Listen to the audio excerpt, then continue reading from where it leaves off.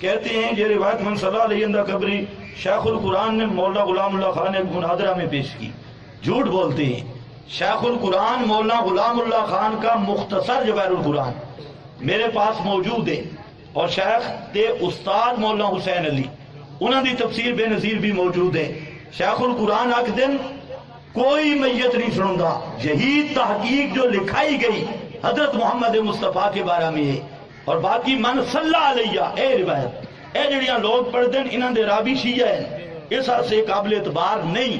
مختصر جواہر القرآن شیخ القرآن دا موجود، شیخ القرآن دی دور تفسیر دی سی ڈی موجود، شیخ القرآن دی حسن والے دی سن 75 دی تقریر موجود، جتے شیخ بانڈ کی آکھ دن کہ اللہ دا نہیں سن دے مولوی آدھا بچوں سن دن دھر لانتیا دھر لانتیا. شیخ دی تفسیر موجود. ویسے تو دیکھو نا مکہ دے مشرک وہ آدھے ابراہیم دا عقیدہ ساڑھے اللہ ہے. انہاں قبر پرستاں تو پوچھو تے کی آدھن کہ سارے اولیاء اللہ دا عقیدہ ساڑھے اللہ ہے. جب تک کہ نیک بزرگ دا نا نہ لمن اپنا کوڑ نہیں چلتا. انہاں تو پوچھو شیخ القرآن دا عقیدہ تھوڑے اللہ آئی تو شیخ القرآن نہ لڑدے کیوں رہے ہو؟ توجہ ہے.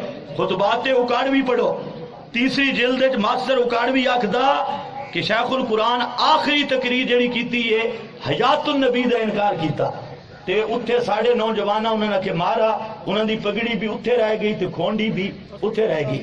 میں آکھے جے شیخ القرآن تواڈا آئی تے غلام خانی اساں کے بن گئے؟ غلام خانی سانو آکھ دے رہے ہو تے شیخ القرآن تواڈا آئی اور جھوٹ تسی آخر تک بول دے رہے.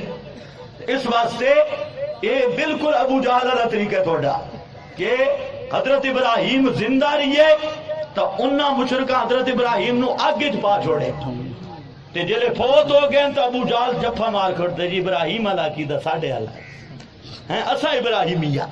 انہاں شیخ القرآن زندہ رہیا تے یہ اس طرح چلان دے رہے، مار دے رہے، پتھری آکھ دے رہے، غلام خانی آکھ دے رہے. انہاں دے کولو پوچھو کلور کوٹ پٹی آلے تے شیخ القرآن نو بٹے کس مارے؟ پٹی آلے دے علاقے تے کس مارے؟ تو انہاں شرم تو ڈب جانا چاہیے. شیخ القرآن انہاں دی تقریراں موجود، کیسا موجود، شاگرد موجود، سب کچھ موجود ہے.